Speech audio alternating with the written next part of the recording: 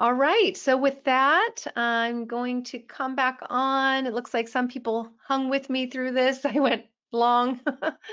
So I'm going to go to the questions and we'll see how I do. So 15 years, what's my track record on what? I'm not sure. You have to ask that question again. What time are these webinars so that we can block the calendar? Usually Thursdays at noon, but it varies. So, but usually Thursdays at noon Pacific. And you can also just go on our website. They're recorded if you missed it on Thursday, and you can watch them on our website. Happy New Year. Someone wanted to know, is Rich doing his focused investor session? Yes, he is. Yes, he is. And you can hear his wrap up of 2020 on our website as well. What's the number in the parentheses on the U-Haul migration map? I'm sorry, I'm not sure. I could go back to it, but this will be recorded and uploaded for you to see that. This webinar is being recorded, and so when in a few days, you go on to our webinar section on the Learn tab, and you can watch it there. Okay, wondering why Honolulu wasn't on there. It's just across the pond. I don't know. I'd love to invest in Honolulu, but I think for a lot of people, at least over here, it's not exactly a cash flow market. Where is this again? I'm not sure what that question is.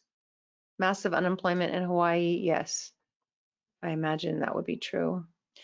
Should we be concerned about inflation and the national debt? Yeah, we should. I think that we're probably going to see taxes go up. Rich and I had this talk about this. We're going to be going over the new tax plans. There'll be a lot of questions about the 1031, if it's fair that investors can sell a property and buy a new one and not pay tax on the sale and just put the old tax on the new property, basically rolling it forward until you die, and then the tax goes away altogether. I mean, it's a pretty sweet deal for investors. So that's been looked at a lot. It's going to be looked at again. It could change. It hasn't yet. It's been looked at many times and hasn't changed. I know a lot of people are absolutely thrilled about what happened yesterday and about the change in leadership, and there's a lot of people who are absolutely terrified. So I want to let you know that in 2009 we had a change of leadership.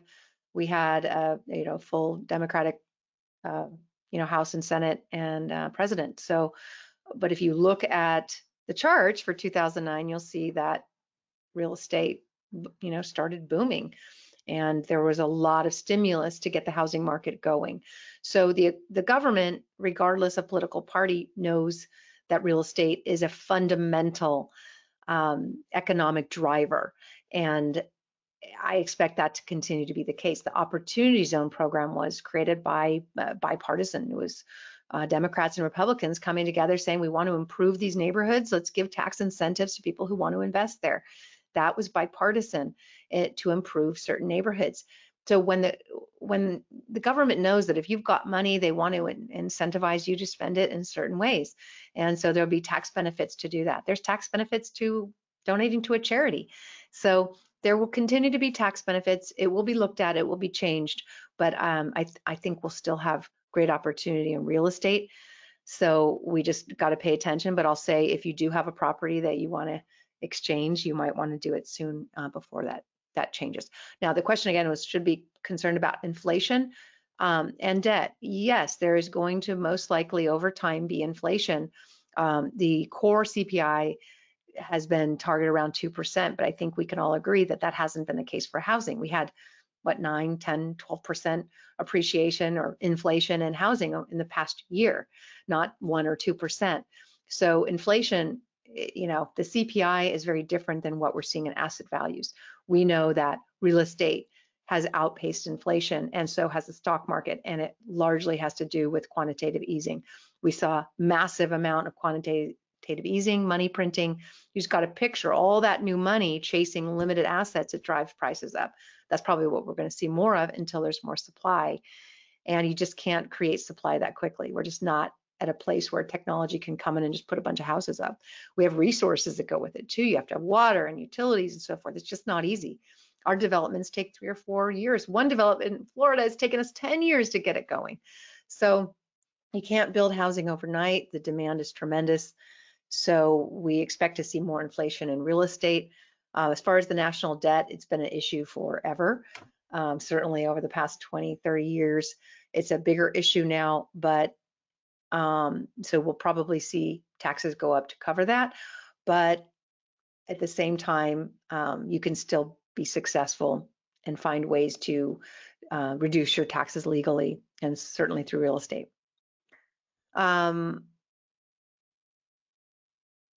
Yes, the national debt, it's a problem. It's a problem that's going to have to be dealt with. I'll tell you what, I'd rather have hard assets while there's a restructure happening to prepare for it. Happy New Year to you too. Someone said I have a 4-2 in the Bay Area that I want to sell and do a 1031. What markets would you suggest?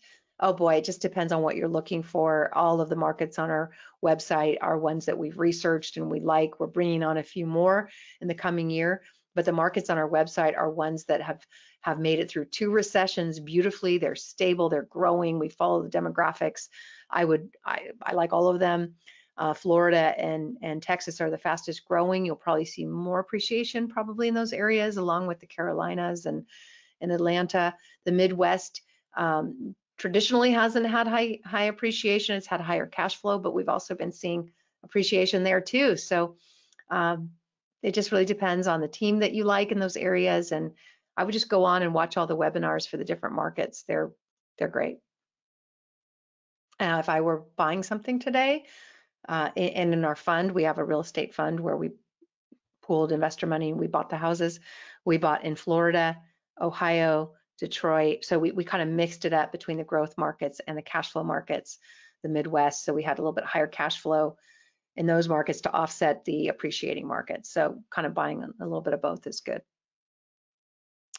Instead of a V, it's a check mark. Yes, it's a check mark. Yeah, that's cool. The check mark recovery. Someone said I have a rental I'd like to sell. Can I get a HELOC lock on a rental? I am not sure about that. We do have a lender list on our website to see if you can. All right. If I had $50,000, where would I invest right now? Again, it's I mean, any of those markets. If I had 50,000, so you probably want to go into a lower price point, which would be Ohio, Indianapolis, parts of Dallas, because you could possibly buy 2 in those markets and really increase your cash flow.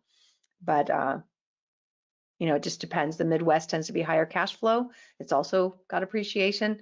In Florida and Texas, we just know those areas are going to be growing massively, along with Georgia and the Carolinas and the whole Southeast for a while, next 10 years. You're welcome. Thanks, Kevin. Somebody said they want to be on our show. Hey, we're always looking for real wealth stories. Just reach out to us. You can reach out to Tanya, my assistant. It's TONYA at realwealth.com. If you have a real wealth story you want to share, if you bought your first property or you want to be live coached or you want to share what you're doing, just reach out to Tanya with sort of a summary of what you'd want to be asked, and we'll see if it works. Let's see.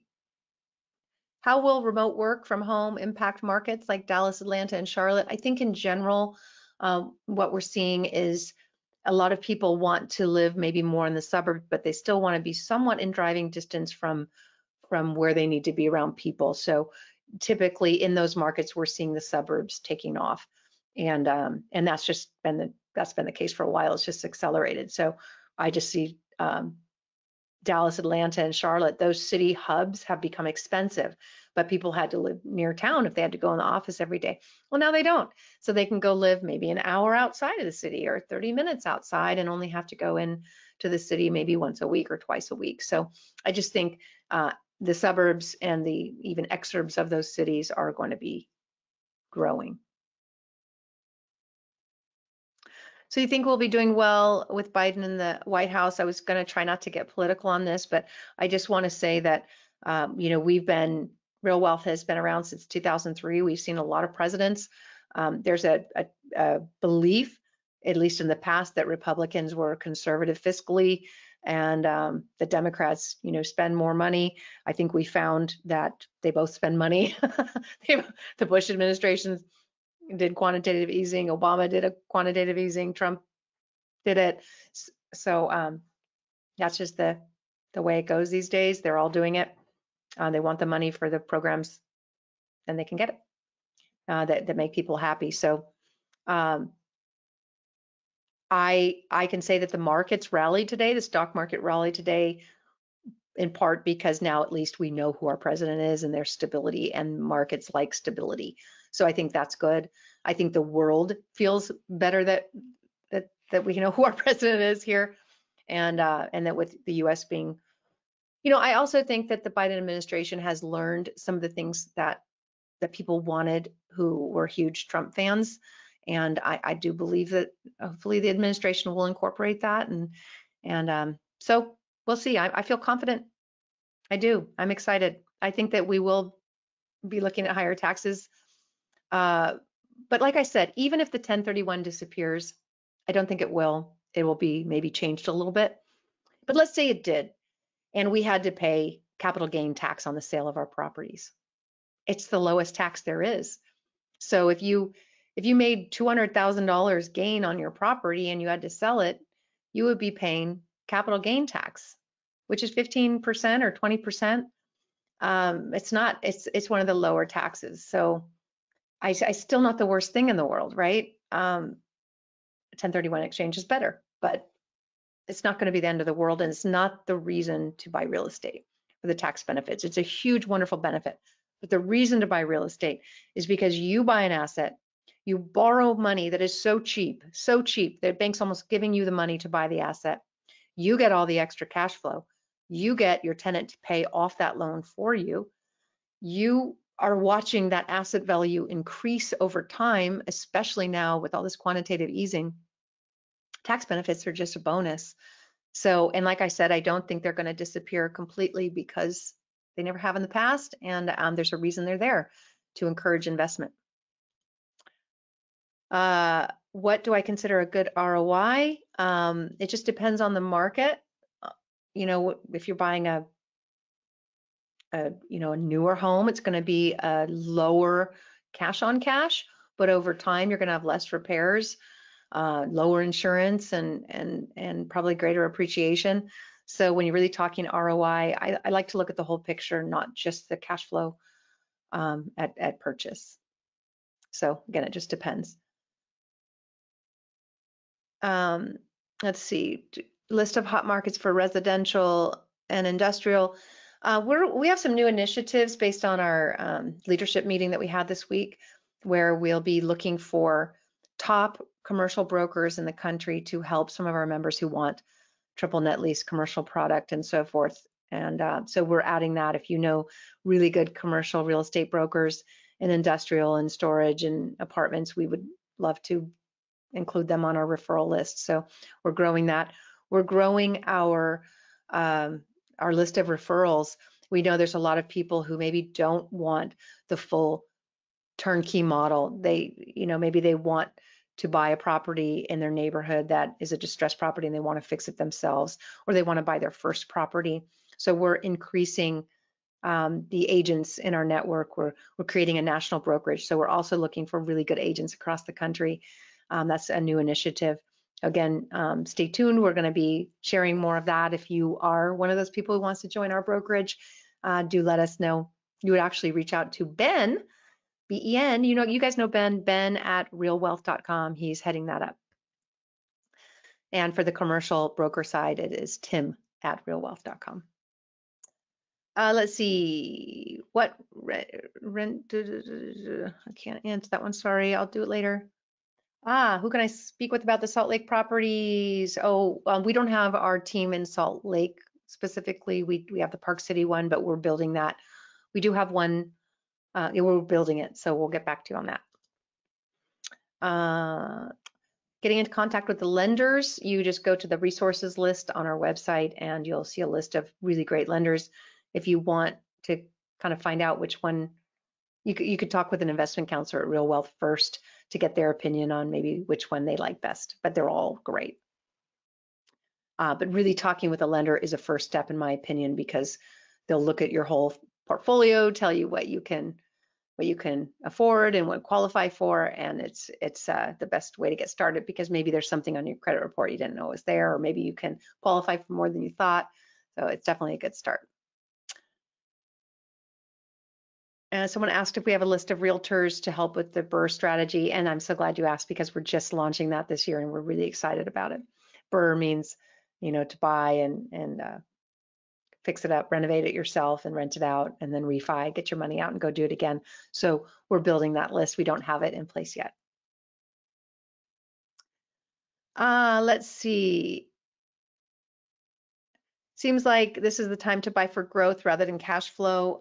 Yeah, that's why we have a lot of properties in the path of progress. We think the largest growth is going to be in the Southeast, but we know that there's growth in Idaho and Denver and in the Northeast. So again, we're expanding, but for now, our focus has been in the Southeast, and we really think that's a place where you can get cash flow, but also probably growth as well. I'll tell you what, I bought through our team in Tampa a couple of years ago, and I would say I get a text every single day from someone who wants to buy that property from me. It's insane, the lack of inventory. So if you can even get inventory, and that's the thing, our teams are so loyal to us, the property teams who give us properties, they're so loyal to Real Wealth that they hold this inventory for us first, that we get to present to our members, and it's hard to find inventory these days. So we're really lucky that we have these relationships with these property teams that give it to our members first, because they love our members. We're educated. Our members usually live up to our values. Our values are, we want to work with, we live in integrity. We want to work with people who are of high integrity. We want to work with experts. And so you'll find our list of values on our website, and we find that our members and our property teams live up to those values. So yeah. Single-family homes can single-family homes be used for Airbnb? Most of yes, we're starting to really expand on the Airbnb side of things. Most of what we've done is long-term rental. There's different taxation on those, and a long-term rental is better for taxation and easier from a distance, but we're starting to look into the Airbnb model because it's really become pretty hot this year. Happy New Year. Flipping homes in the East Bay, possibly. I'm not an expert in that, but I know that I have some people that can help you with that for sure. We've got some great teams. To summarize, now is a good time to invest, even though prices are at all-time high. See, prices aren't at all-time high. That's a really good question. I'm glad that was asked. People might think that prices are at all-time high, and they are higher, but on an inflation-adjusted basis, they're not. And also affordability, as I showed you on that chart, they're not at all-time highs. So what you have to understand is that people care about affordability and payment. So back in the mid-2000s, they were able to get into loans based on liar loans. They lied about their income, or they are on teaser rates where they never could afford it to begin with. So when the payment adjusted, which it always was expected to do, there was no way those people could afford the payments. There was no way. So they didn't, and all those homes went into foreclosure. That is not the case today. Today, you've got people who are locked into historically low payments, locked in to 2.5% payments. They're not going to trade up ever, because as interest rates go up, they're not going to go pay more, and have higher interest rates unless there's a really good reason. So we're seeing people stay put longer. They can work from home. They don't maybe have to move around as much. So I'm not going to say we're at all-time highs, but I wouldn't say we're at a peak. I expect we're going to continue to see prices rise in certain areas. When you have people from high-priced markets suddenly able to move to affordable markets, you're going to have a boom. This is what Californians have been guilty of for decades. of taking our value and bringing it to Oregon and Washington and Nevada and Arizona, where we sell $1 million house here and we go buy a $200,000 house there, and we drive prices up. Because you know what? If the price goes up to $300,000, we don't care. If it goes up to $500,000, still half price. So it just depends on what you're looking at. Now you have that scenario where people are moving high price locations into lower prices. Those prices haven't seen their peak at all. So I think we're headed into another bull market, and especially in affordable. And then you've got this wave of millennials who are going to hit their home buying peak in 2023. So, and we're expecting interest rates to stay low for a while. So yes, I think it's a great time to lock in low rates, low payments for 30 years. You can buy a property today and lock in a 2.5%, 3% rate for 3 decades. For 30 years. This is not something you can get in any other country. It's subsidized by the US government, these 30-year fixed rate loans.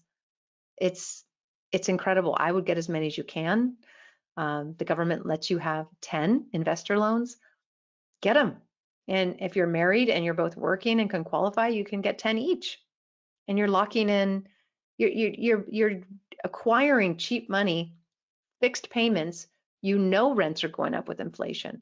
So every year you're going to get a raise, basically, but your payment remains the same.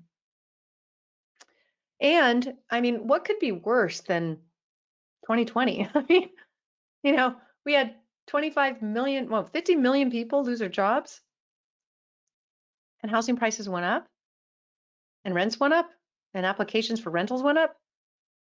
If that doesn't tell you that housing is a stable investment, then what else could? It was the bright spot in the economy this year, and there couldn't have been a worse year. So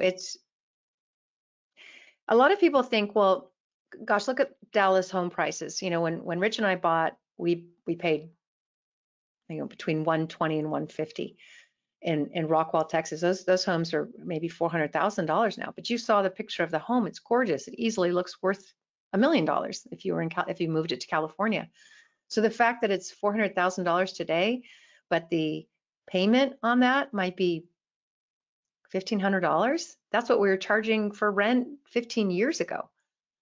So it's still so affordable, even though prices have gone up. And Dallas is not the same place it was 15 years ago. It is the cornerstone of the U.S. economy. Jobs continue to move there.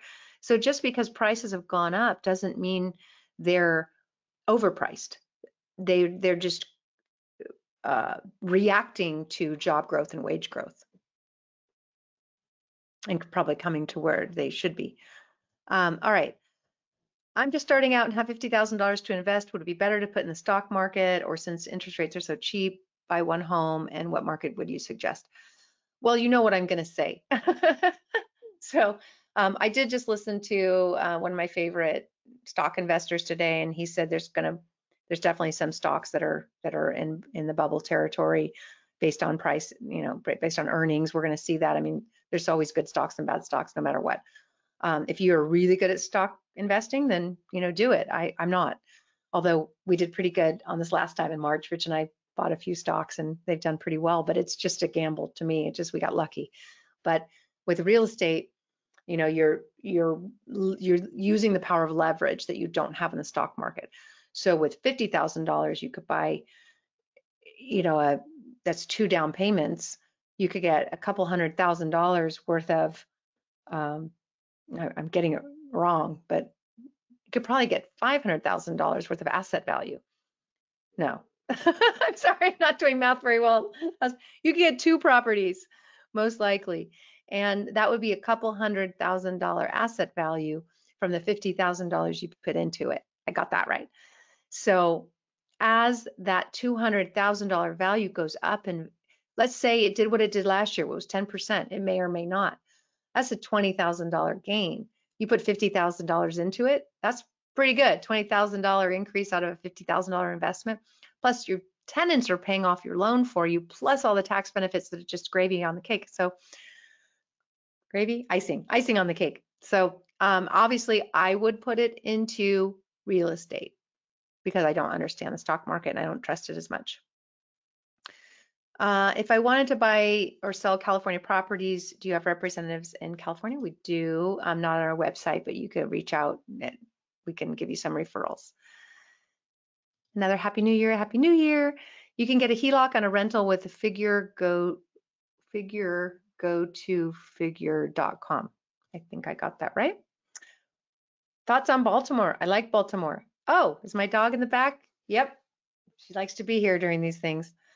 Bought a home in California as a 30-year-old, so I fit the data you showed. Do you think younger people should move to cities where homes are cheaper and then return when California gets cheaper? I preferred California, but how would you assess whether the trade-offs make sense? California is really expensive. I've always said if you plan on staying here, I'm born and raised in California, been here half a decade. Every time back when I was 10, people thought California was too expensive. So it's always been too expensive. It's a highly desirable place. With interest rates today, it's actually affordable compared to incomes. So, if you're going to stay in California and raise your kids here and be here for the long haul, I think you're going to do okay.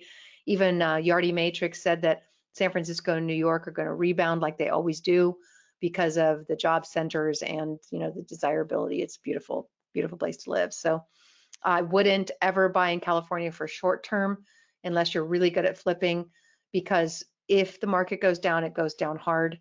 It comes back fast.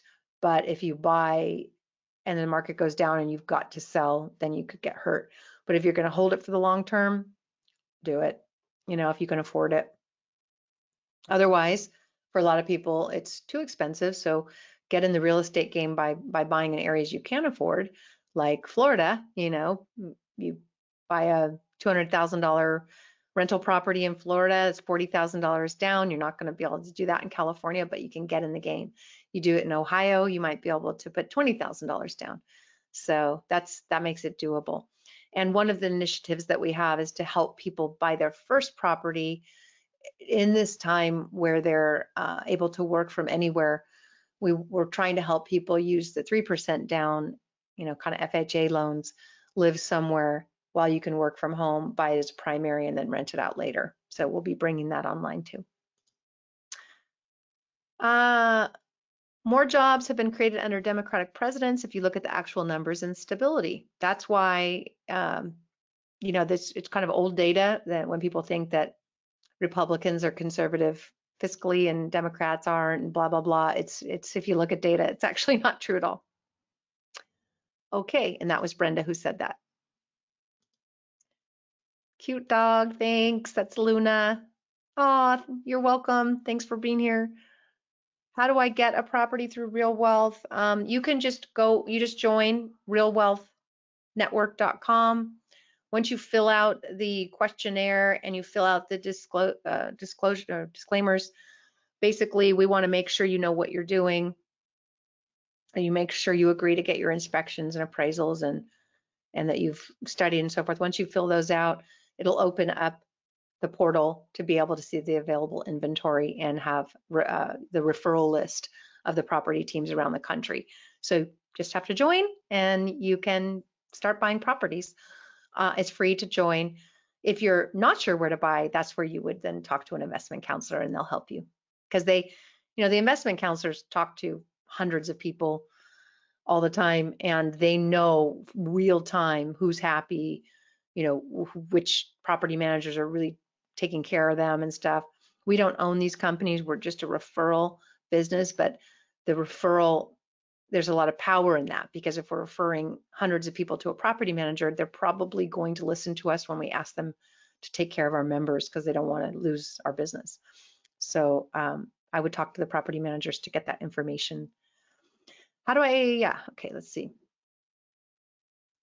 Oh, good. Someone said they're feeling better about 2021 already. Me too. If you listen to the senators and, if you listen to those speeches last night, it gave me so much confidence that we have passionate leaders who abide by the Constitution.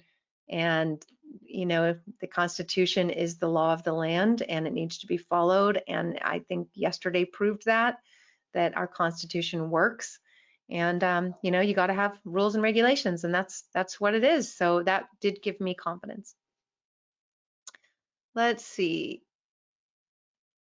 When is the focused investor session? I'm not really sure. Jill texted me that when Rich's focused investor is, or if he already did it, I should know. Not sure. We don't do wholesaling at this time. Sorry. Let's see. A lot of questions here. Thanks for hanging on. Is it recommended to visit an area? You don't have to. A lot of people don't. It's really hard to do these days. But of course, I always recommend it if you can, but it's hard to do. You could do a lot of research online. As long as you're getting the third-party certified inspector report and appraisal, you're getting, it's as if you've been there, right? And get lots of photos.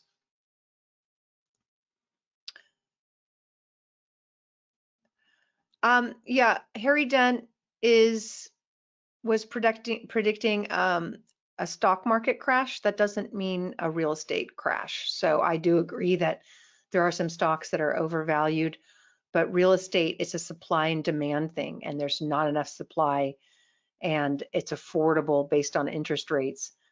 And people over the last 10 years who have bought real estate had to absolutely qualify for it. They had to, fill out form after form after form proving that they could afford it versus the decade before that. And they locked in, the people who took money out, took their equity out, is very, very low. It's historic lows. So you've got people who bought cheap over the last 10 years. Prices have gone up. They're locked into low rates. They're not going to just leave their houses. If they were going to lose their houses, they would have this year. It's not going to happen. So the stock market and real estate are very, very different. If there's a lot of money lost in stocks, that doesn't mean people are going to lose their houses, especially with the lack of supply. So I'm not worried about it. And Harry Dent's been on my show a few times, and he agrees with me that affordable real estate is not going to crash. But he said from the beginning that New York and San Francisco and high price markets would, and he was right. But he's always said that affordable, there's just not enough and there's demand, and he's not worried about it. In fact, I think he's investing in it. I'd like to buy a residential property in Los Angeles. Do we have anyone in LA? Yes, you can reach out. It's not on our website. We're working on that, but that's my dog. Not looking so cute right now. All right. You can just reach out to us. Reach out to Tanya, my assistant, TONYA @realwealth.com. Who determines if rents should be increased? It's the market. It's the market. If you've got more applications than properties available, you'll probably see rents go up. If you have more properties than applications, then you're going to see rents go down. Right now, we see more applications in certain markets. Obviously in New York and San Francisco, rents are going down, and you can't ask for a high rent when rents are lower everywhere else. So you have to go with the market, and that's what we're seeing is rents going down substantially in New York and San Francisco. Why do you like Baltimore? It was one of the cities that fared really well through this downturn. We have a great team there. Yeah, I would say, it's not a Texas or a Florida, but it's a good market. Insurance on rentals. Yes, you want to have great insurance. You need a landlord policy. I would get named storm insurance if you're anywhere in Florida or Texas or anywhere for that matter. If they name a storm, you need to be covered for it. And if you don't have that insurance and they have a name for a storm, you don't get covered. So you want to pay extra for that. Maybe even get flood insurance, even if it's not in a flood zone, get good insurance.